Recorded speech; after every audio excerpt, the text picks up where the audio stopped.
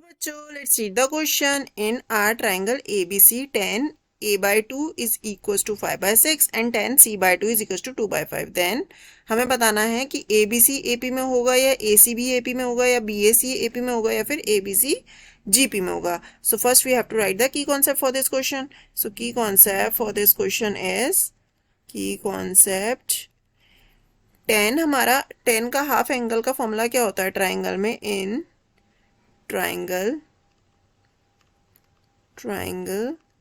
10 का half angle का formula क्या होता है. 10a/2 इज इक्वल्स टू कितना होता है. ये होता है हमारे पास square root of s minus B multiply by s minus C upon s minus a. s हमारे पास यहाँ सेमी पेरीमीटर होता है और 10 हाफ एंगल ऑफ सी कितना होता है हमारे पास. c/2 इज इक्वल्स टू कितना होता है.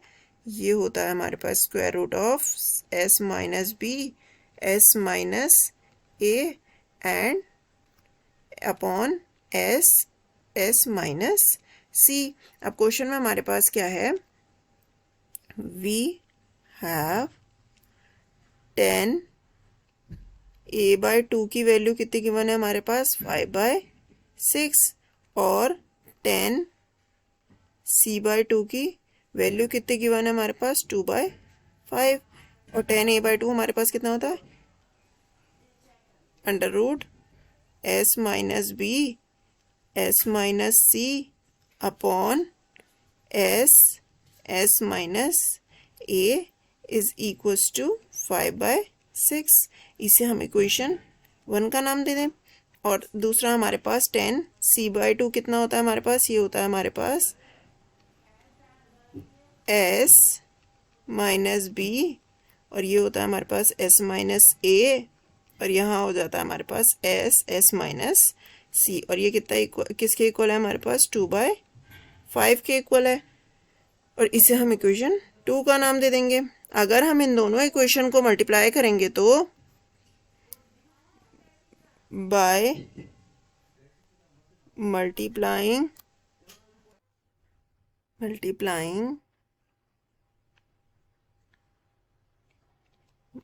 किसको मल्टीप्लाई करेंगे हम 1 और 2 को 1 एंड 2. तो हमारे पास ये क्या आ जाएगा.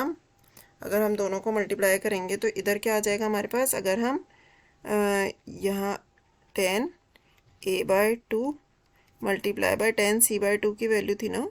10 c/2 को अगर हम मल्टीप्लाई कर रहे हैं तो ये हमारे पास आ जाएगा. ये आ रहा है हमारे पास s minus B s minus C और यहाँ हमारे पास है s माइनस ए.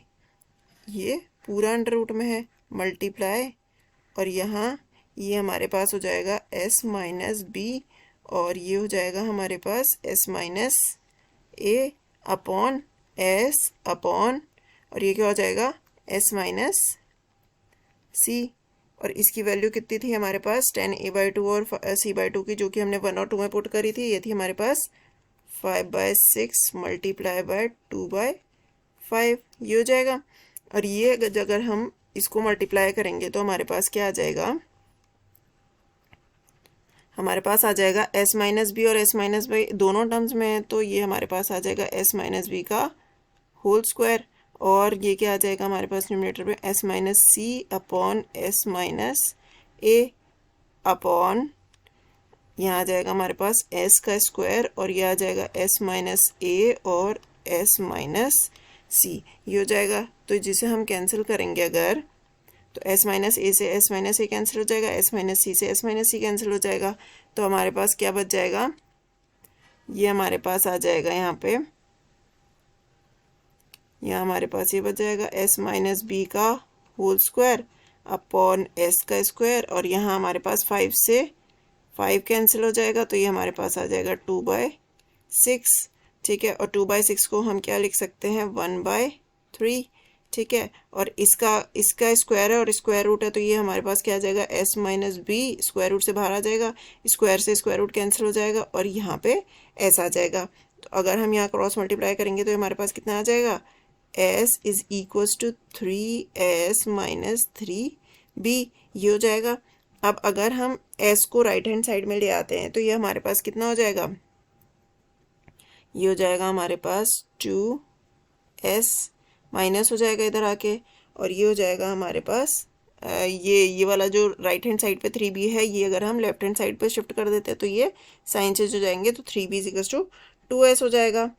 अब ये हमारे पास आ रहा है 3b is equals to 2s, और हमें पता है s सेमी पेरीमीटर है तो ये किसके इक्वल होता है, a plus B plus C upon 2 के, तो 2s किसके इक्वल होगा, a plus B plus C के इक्वल होगा।